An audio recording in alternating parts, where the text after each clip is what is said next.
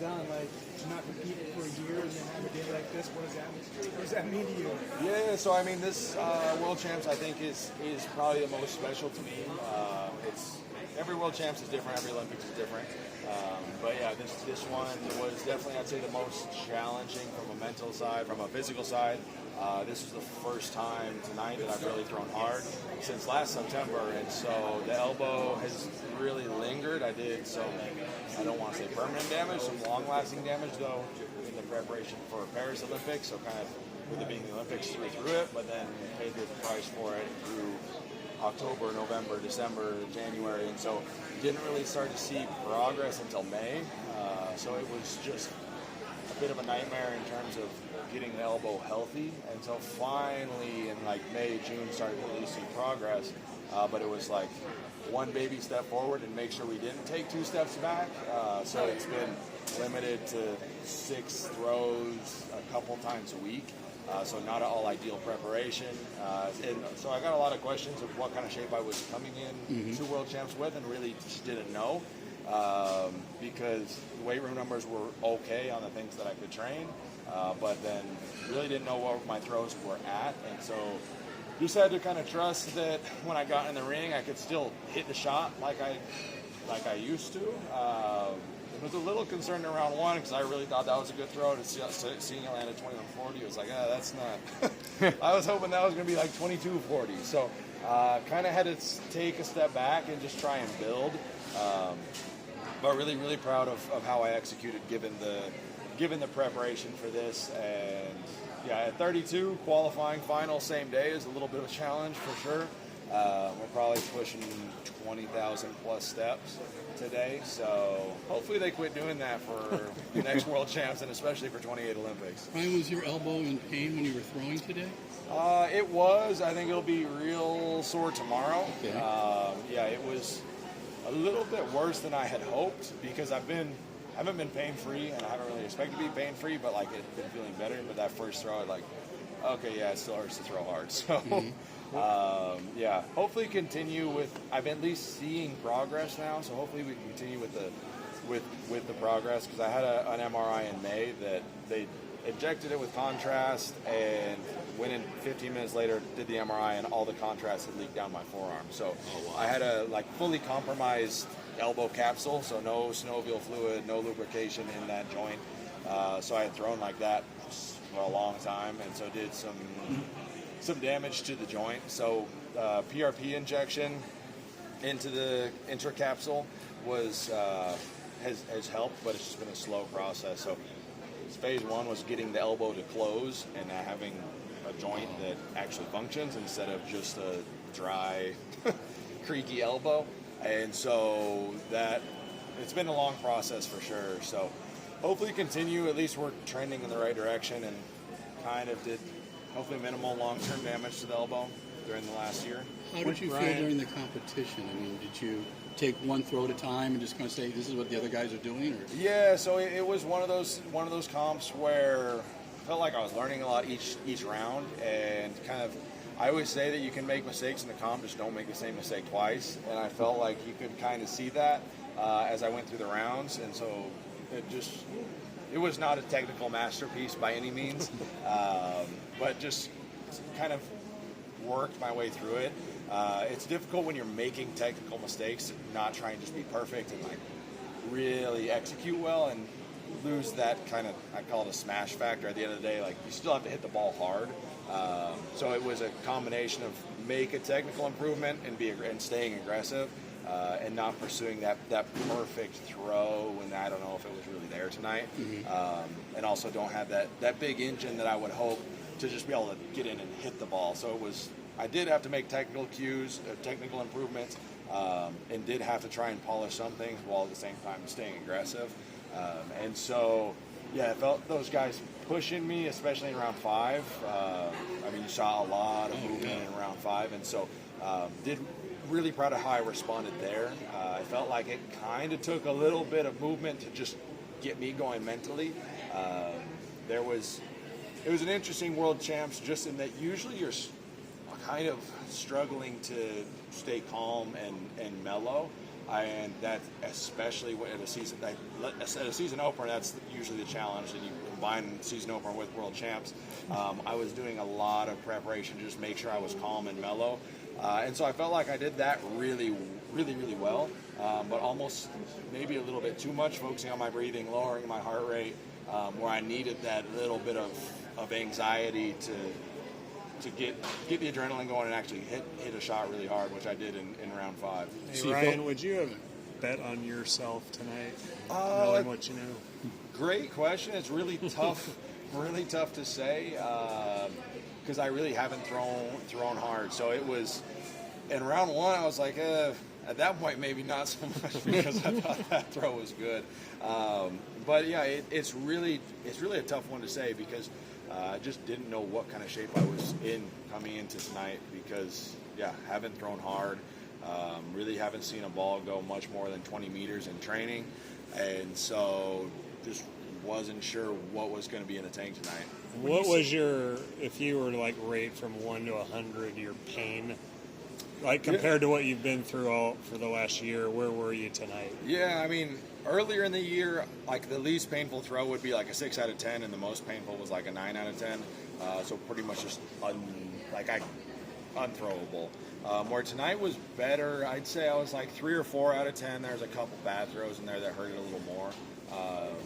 Usually, especially with the elbow, like you're throwing well, the energy transfers into the ball, you get a nice release off the hand, and it's efficient. It's the bad throws are the ones that hurt, because you get a little low in the palm and you snap that elbow and hyperextend. So that held true tonight.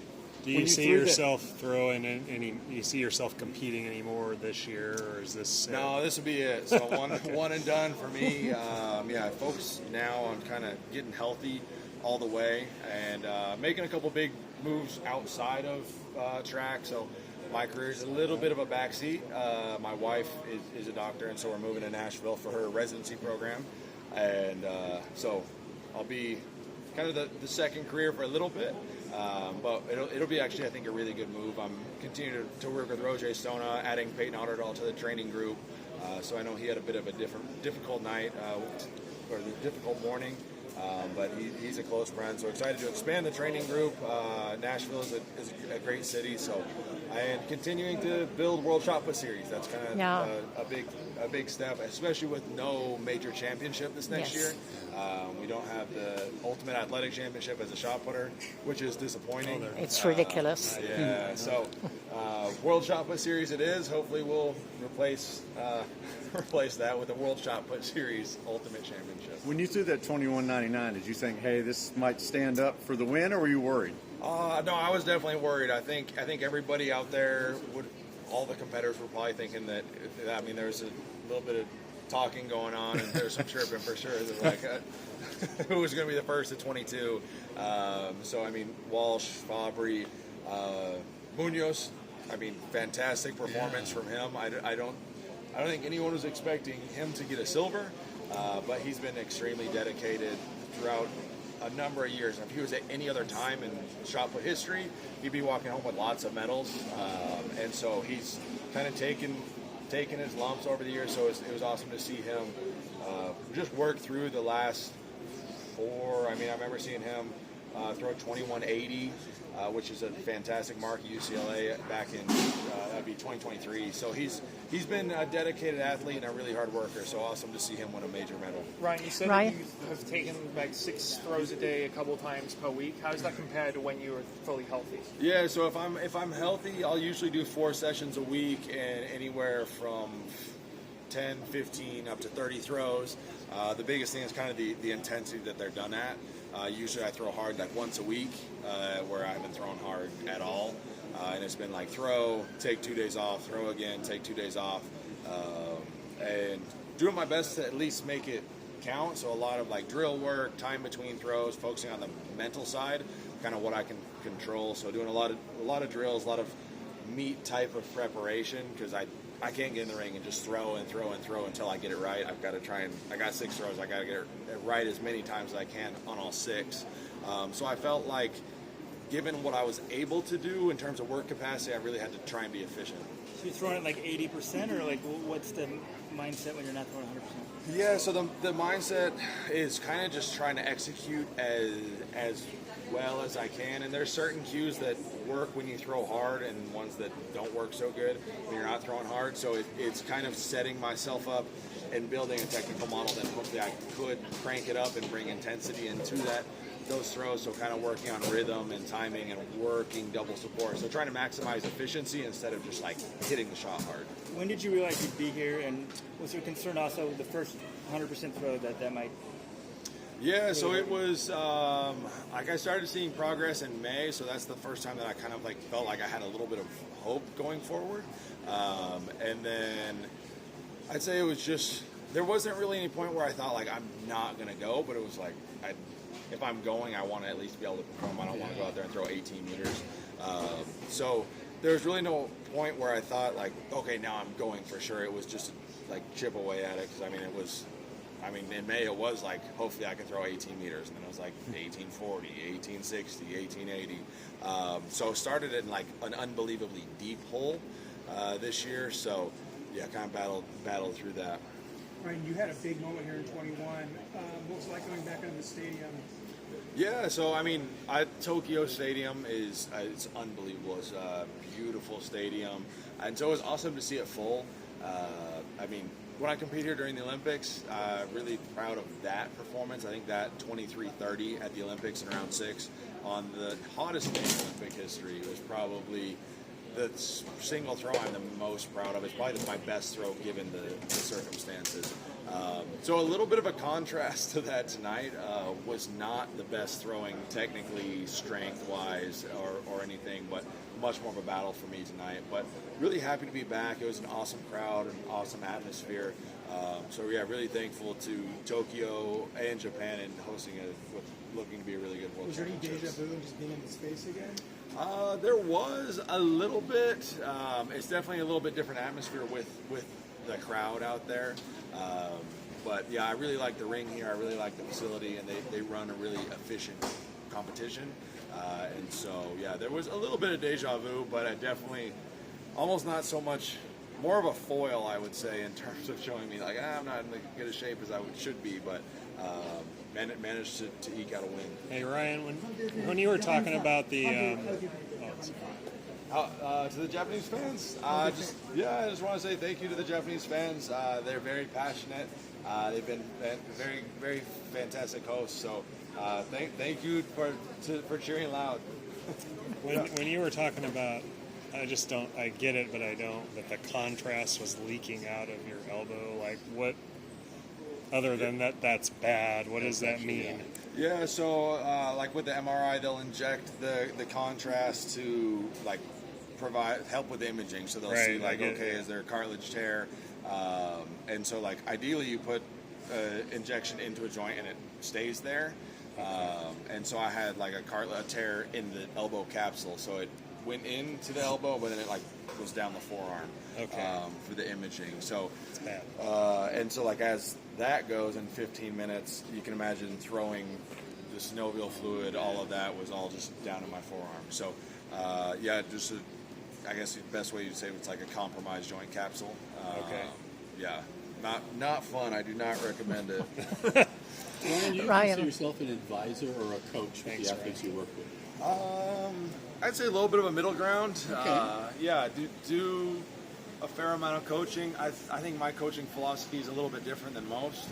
Like my ideal, if I've done, in my opinion, the best job coaching an athlete, they can walk into a major meet and like don't even need to look at me. So I mean, they're confident, they're prepared. They don't even need to know if I'm there or not. That's kind of the dream coaching outcome for me. So a little bit different than a lot of coaches, but I mean, if I feel really good, I feel like I don't need a lot of input, and I try and get the athletes that I coach to feel that confidence and that ability to like trust themselves and then execute. Thanks for a great Ryan. interview. Yeah, you're welcome. Ryan, last year the shot put was the very best event in terms of top performances, but the depth was absolutely incredible. Yeah. So a little bit A little not quite as deep, but I think some of it is the same day qualifying. Yeah. Got the athletes. I mean, you could see it. The guys were flat and tired. So hopefully we'll do away with that in the future. But at any major championship, it's a matter of just executing on the day and competing. It's not the perfect time to throw far in general. You would love to perform well and throw far, but just lots of walking, new country, throwing twice in the same day, managing all the stress and all of that. It's more who can throw the farthest on the day. And the top 5 athletes are from 5 different continents. That's pretty amazing. Yeah, that's a fun fact. I did not know that. That's definitely unusual. So I think it's really good for the sport, though. Yeah. You see, the shot putting has grown exponentially in popularity, and so good to see it growing in popularity all over the world. So that was special. And good for your series. Yeah, for sure. Thank Take you. care. Thank you for last week interview. Yeah.